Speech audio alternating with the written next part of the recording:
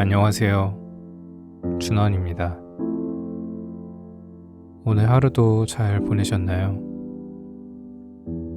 오늘은 일본 추리소설 한 권을 가져왔습니다.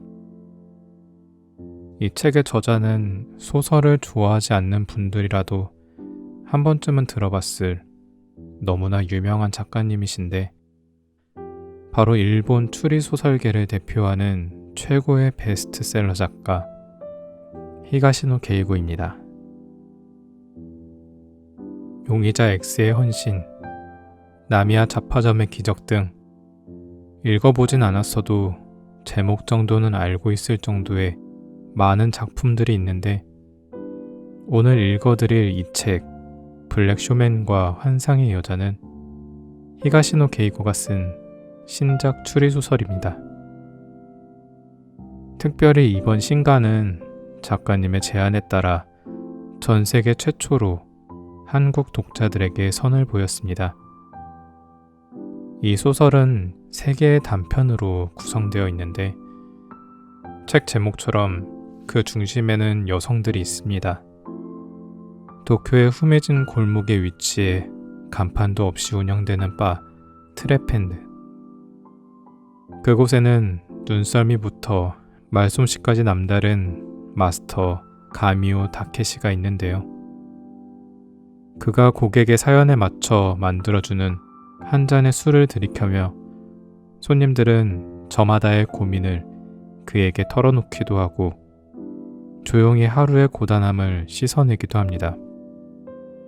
첫 번째 단편 맨션의 여자는 부족한 것 없는 귀부인이 이사할 집의 리모델링을 위해 젊은 건축사에게 의뢰를 맡기며 시작됩니다.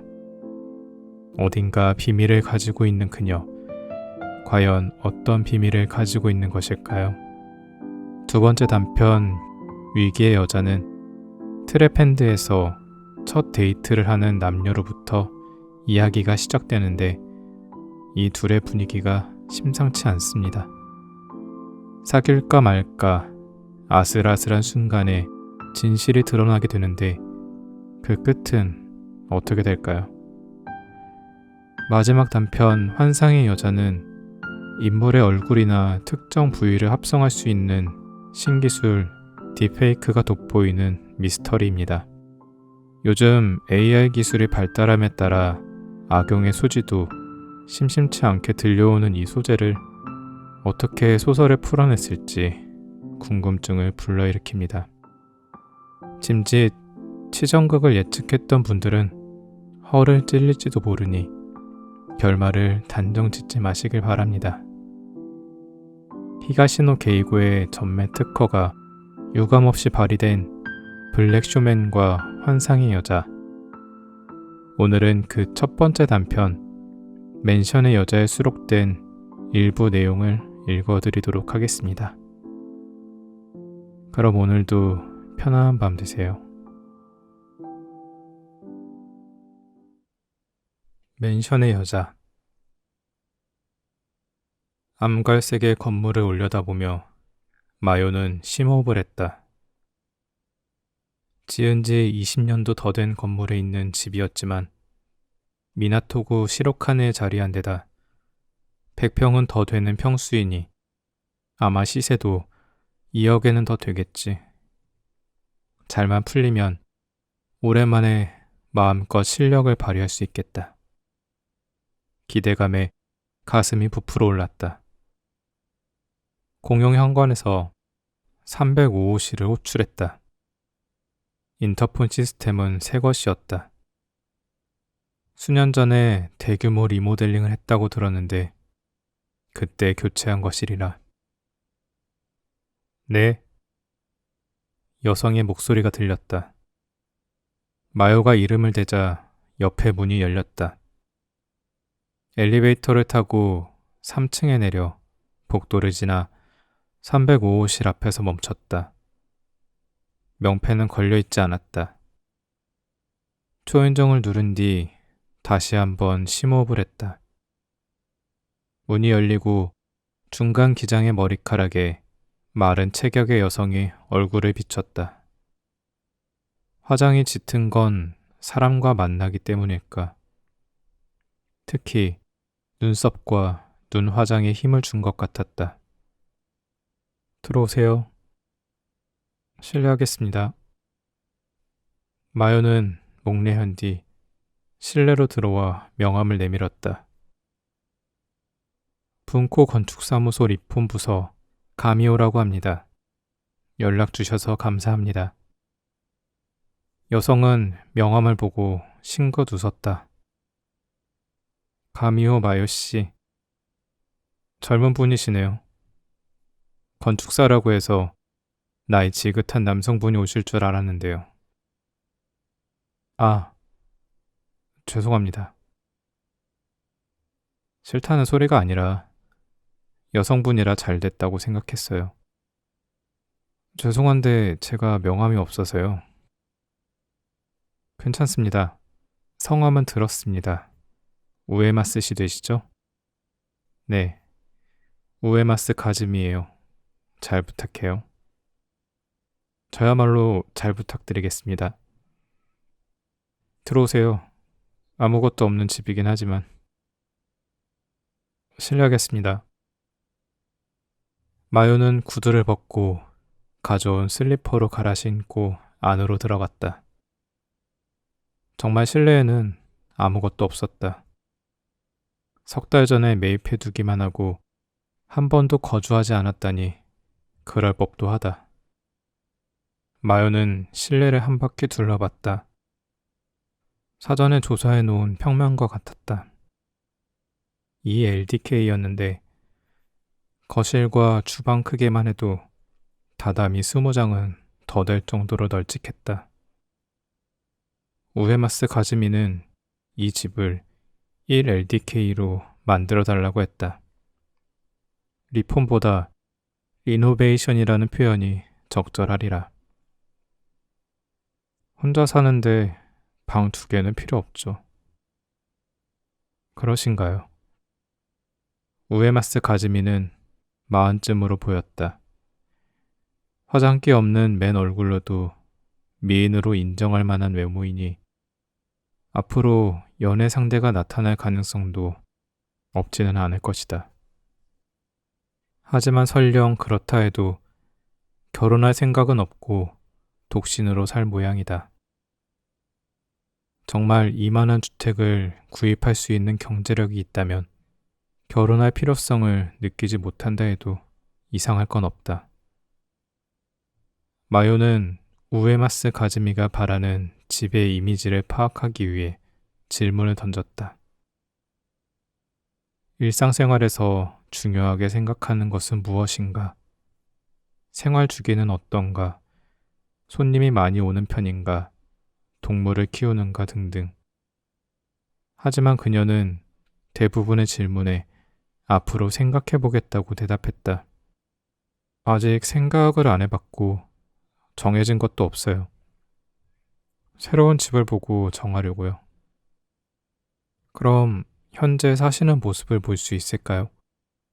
우에마스 고객님의 라이프 스타일을 조금이라도 파악할 수 있을 것 같아서요. 우에마스 가즈미는 내키지 않는 표정으로 고개를 갸웃했다.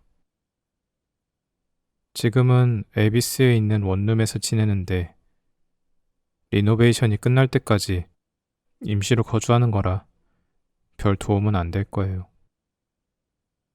그럼 그전에는 어디 계셨죠? 그전에는 요코하마인데요. 어찌된 영문인지 목소리가 갑자기 어두워졌다. 맨션이었나요? 아니요. 연식이 있는 단독주택이에요. 그러셨군요. 괜찮으시다면 그 집을 한번 보여주실 수 있을까요? 예전의 라이프 스타일을 알면 작업하는 데 도움이 될 것 같아서요. 마요의 말에 우에마스 가즈미는 고개를 저었다. 그 집은 팔려고 내놓았고 짐도 모두 처분해서 본들 아무 도움도 안 될 거예요. 그런 절차가 꼭 필요하고 그러지 않으면 견적을 낼 수 없는 거라면 유감스럽지만 그쪽 사무실과는 인연이 없다 생각하고 단념하겠습니다. 다른 곳을 찾아보죠. 그때까지와는 180도 달라진 냉담한 말투에 마요는 당황했다. 절대 그런 건 아닙니다. 황급히 말을 이었다. 혹시나 해서 여쭤본 거고요. 그럼 제가 몇 가지 컨셉을 준비할 테니 그걸 토대로 상의하는 건 어떠실까요? 우에마스 가즈미는 생긋 웃었다. 좋아요. 그렇게 하죠. 일주일쯤 시간을 주실 수 있을까요? 일주일? 알았어요. 기대할게요. 기분이 나아진 모양이다. 기대에 부응할 수 있도록 노력하겠다고 말하며 마요는 가슴을 쓸어내렸다. 일주일 뒤 우에마스 가즈미에게 연락을 넣었다. 어떤 구조로 할지 대략적인 아이디어가 떠올랐기에 확인을 받기 위해서였다. 전에 말씀하신 에비스 자택으로 찾아뵈면 될까요? 마요의 물음에 우에마스 가즈미는 하고 잠시 뜸을 들이다 말을 이었다. 여기는 좀 전에 말씀드렸다시피 원룸이에요.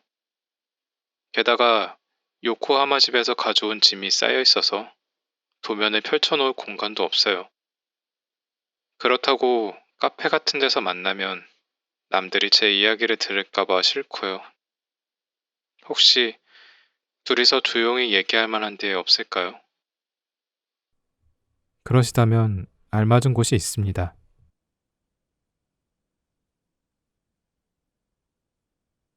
가게를 빌려달라는 마요의 부탁에 다케시는 술잔을 닦던 손을 멈추고 미간을 찌푸렸다.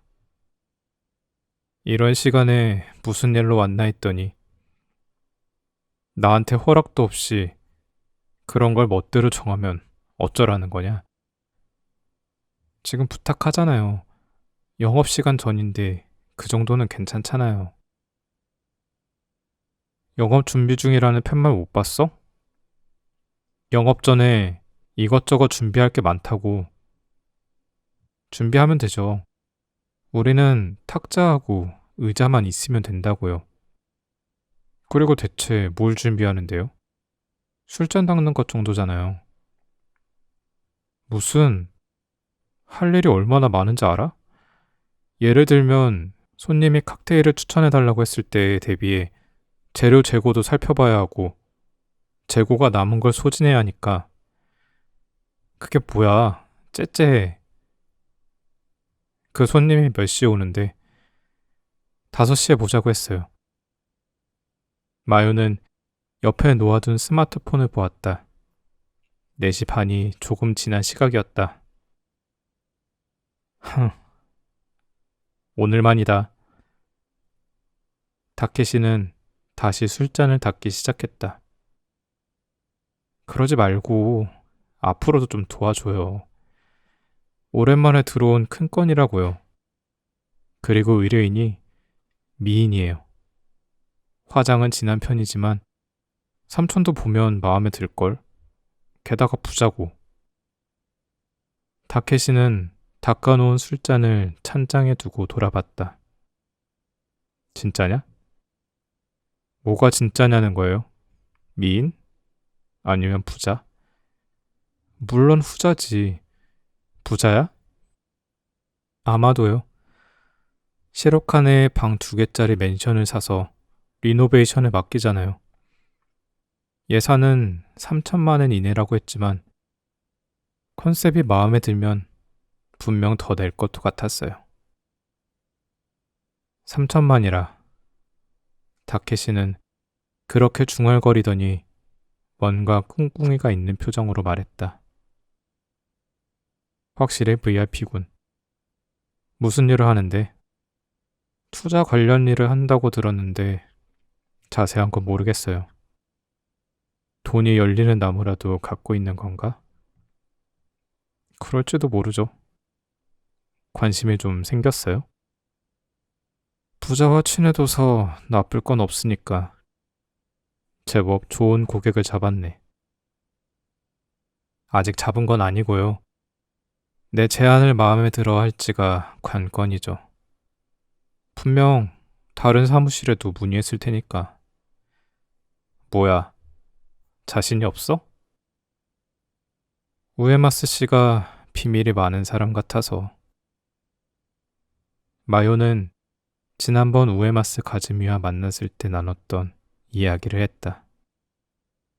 다케시는 팔짱을 끼더니 침음을 흘렸다.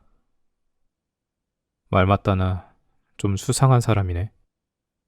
그쵸? 라이프 스타일을 모르니 어떻게 설계할지 구상도 잘 안 잡히고. 알았어. 나한테 맡겨둬라. 다케시는 가슴을 툭 치더니 안쪽 문을 열고 들어갔다. 그곳은 다케시가 거주하는 방이라고 들었지만 마요는 들어가 본 적이 없었다.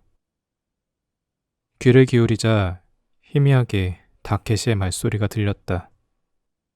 누군가와 통화를 하는 것 같았다.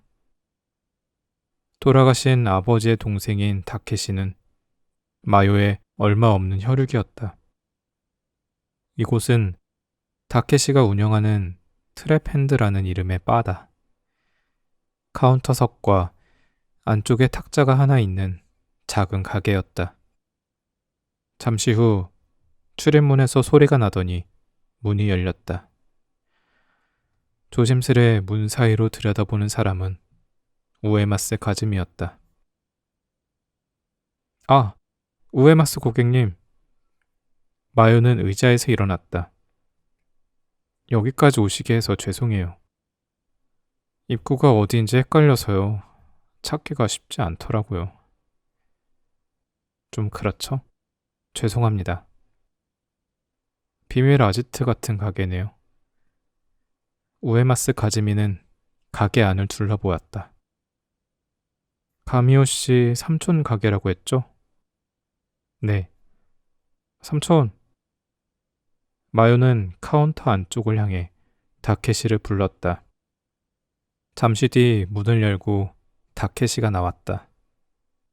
삼촌, 이쪽이 아까 말씀드린 우에마스 고객님. 어서 오십시오. 제 조카가 신세를 지고 있다고.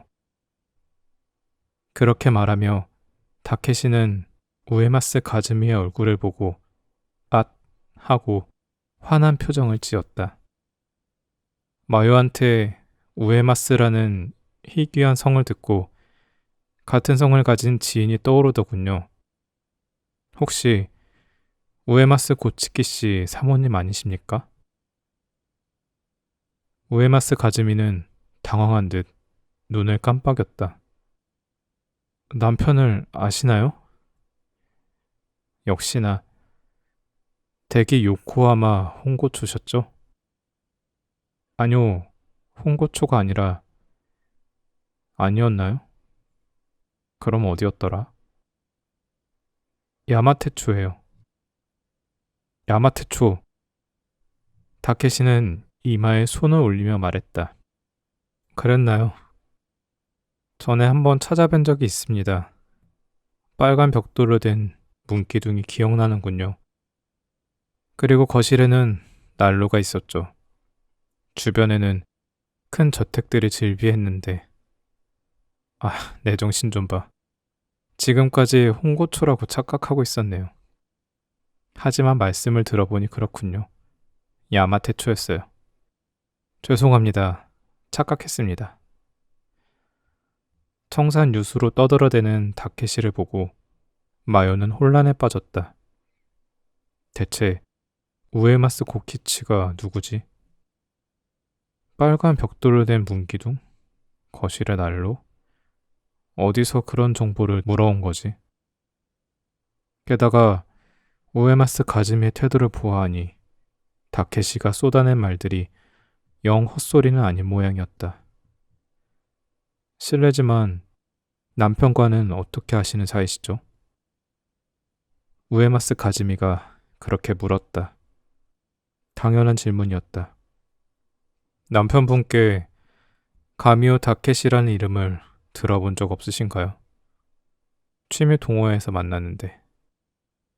그렇게 말하며 다케시는 오른손을 의미심장하게 움직였다.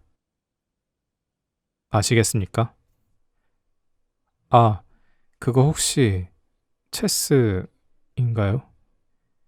바로 그겁니다. 다케시는 손가락을 튕기며 말했다. 지금으로부터 7, 8년 전이었던가요? 인터넷 체스 사이트에서 만났습니다. 몇 번 대전하는 동안 의기투합해서 개인적으로 연락을 주고받게 됐죠. 그러다 직접 만나자는 이야기가 나왔고 제가 대구로 찾아뵀지요. 그때 사모님과도 인사를 나눴는데 저하고도요? 기억 안 나십니까? 하기야 오래 이야기를 나누진 않았습니다. 마침 외출하시던 참이었거든요. 그랬나요? 그러고 보니 그런 일이 있었던 것 같기도 하네요. 죄송합니다. 남편 손님이 워낙 많았거든요. 일일이 얼굴을 기억할 수는 없죠. 신경 쓰지 마십시오. 그나저나 마엘 고객님이 우에마스 씨의 사모님이셨다니 이런 우연이 다 있군요. 다케시는 마요를 보더니 불현듯 고개를 갸웃하며 우에마스 가즈미에게 시선을 옮겼다. 어? 마요에게 듣기로는 혼자 사신다던데 부군께서는. 우에마스 가즈미는 쓸쓸한 미소를 지었다. 남편은 3년 전에 작고하셨습니다. 다케시는 무거운 한숨을 내쉬었다. 그러셨군요. 고령이시긴 했지만 정정해 보이셨는데 역시 지병인 당뇨병으로. 맞아요. 82이셨죠. 상심이 크셨겠습니다. 체스 사이트가 문을 닫은 뒤로는 연락도 뜸해져서 종종 잘 지내시는지 궁금했는데 삼가 고인의 명복을 빕니다. 감사합니다. 그러면 지난 3년간은 그 집에서 혼자 지내셨겠군요. 네, 적적하셨겠습니다. 그러다 이번에 이사할 결심을 하신 거고요. 원래는 계속 그 집에 살 생각이었어요. 남편과의 추억이 담긴 집이니까요. 하지만 반년쯤 전에 도둑이 든 뒤로는 혼자 살기 무서워져서. 도둑이요? 큰일을 겪으셨군요. 제가 집에 없어서 다행이었지만 혹시라도 마주치기라도 했으면. 상상만 해도 소름이 끼치죠. 우에마스 가즈미는 두 손으로 팔을 감쌌다. 그러게 말입니다. 마요, 안쪽 탁자를 써라. 이 아이디어를 우에마스 씨에게 잘 설명드려. 나한테도 중요한 분이니 신뢰되지 않게 잘 모셔야 한다. 우에마스 씨, 조카는 아직 애송이지만 건축사로서는 제법 실력이 괜찮습니다. 마음에 안 드시는 부분이 있으면 부담 없이 말씀하시고 원하시는 대로 만들어 달라고 하십시오. 우에마스 가즈미는 네 하고 미소 지었다. 그럼 우에마스 고객님, 안쪽으로 가시죠. 뭐가 뭔지 영문은 알 수 없었지만 마요는 우에마스 가즈미를 탁자로 안내했다.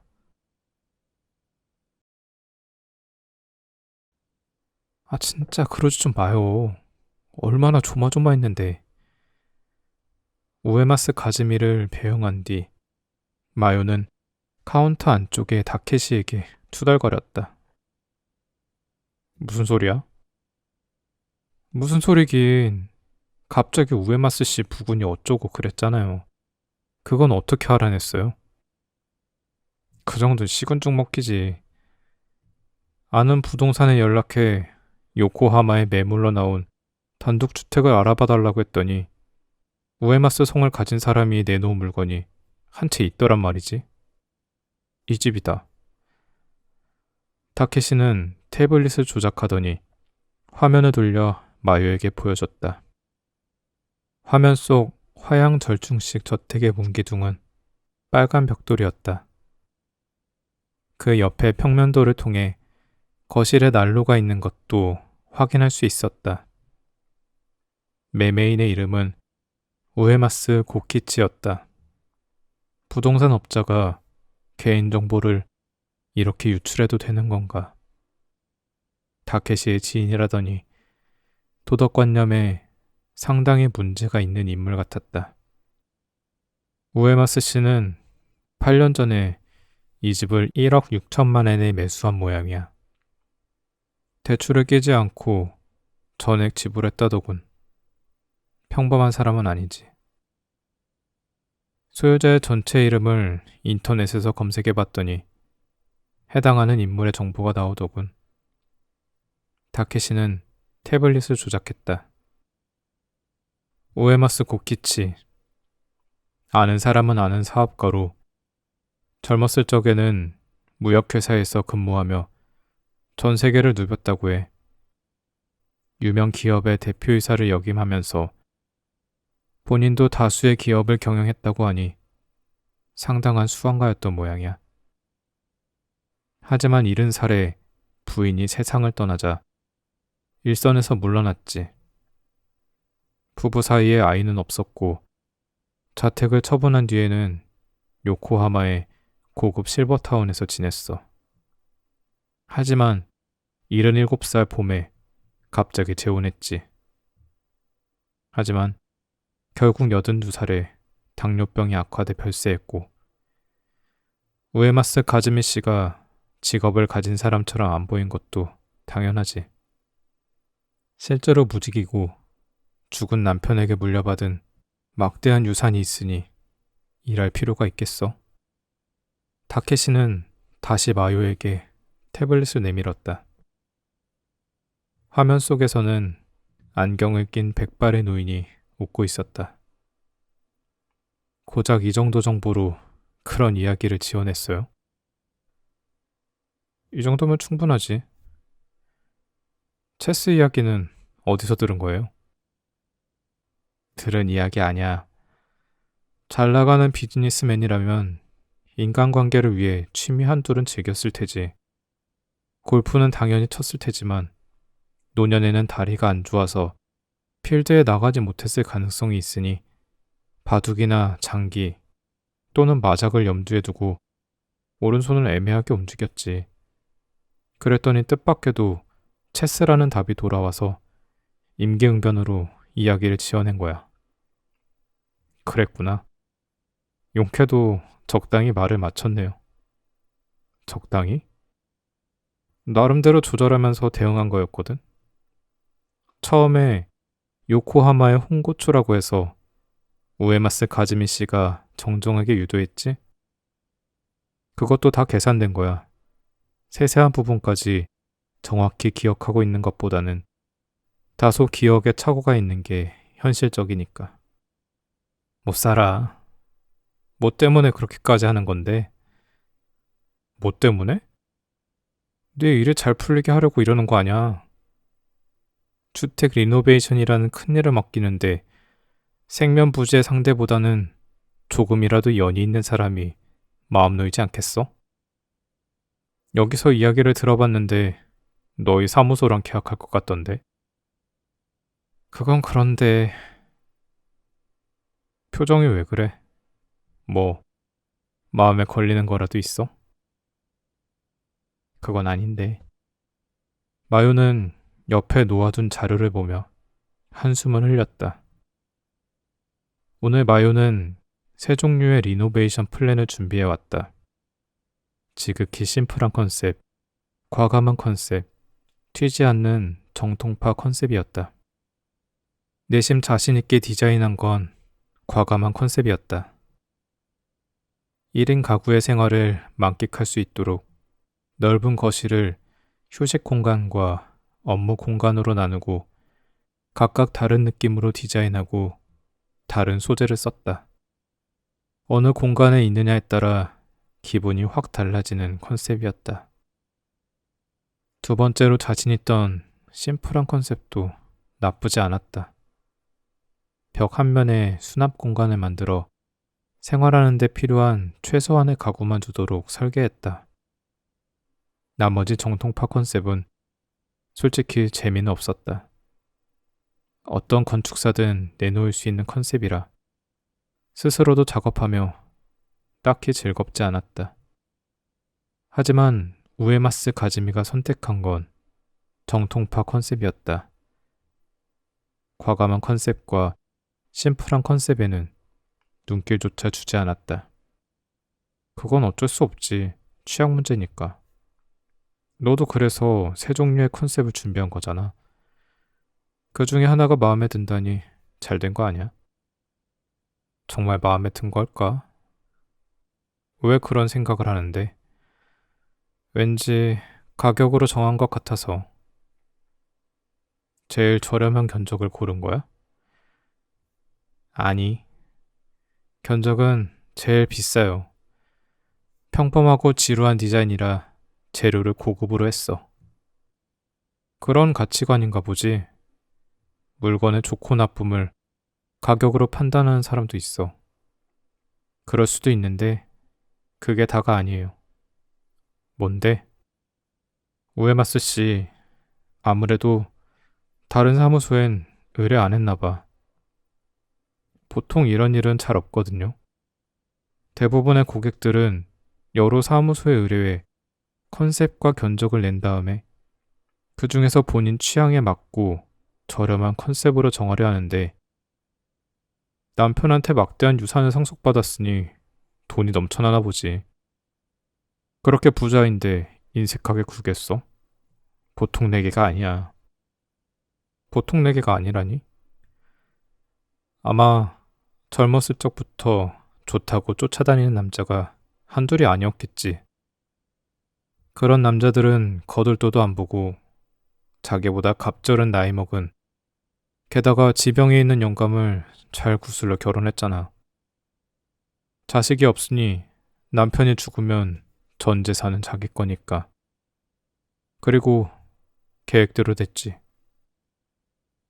처음부터 유산을 노리고 결혼했단 소리예요?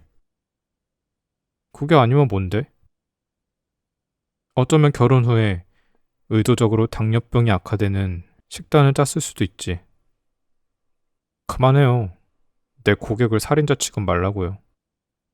불길한 상상에 마유는 등골이 서늘해졌다. 설령 그렇다 하더라도 뭐 어때?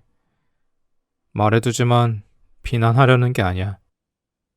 오히려 찬사를 보내고 싶을 정도지. 고독한 영감님이 그 많은 재산을 저승길 갈 때 싸가면 누가 좋겠어. 고작해야 굳고나 채워주겠지. 영감님도 노년의 젊은 여자하고 같이 살았으니 좋았을 거야. 그리고 영감님이 세상을 떠난 뒤 이망인이 유산을 물수도 쓰면 주변 사람들도 행복해지지. 문제는 그 남아도는 돈이 어떻게 하면 나한테까지 흘러오게 하느냐인데. 마지막 말은 혼잣말처럼 중얼거렸는데 듣자 하니 농담 같지는 않았다.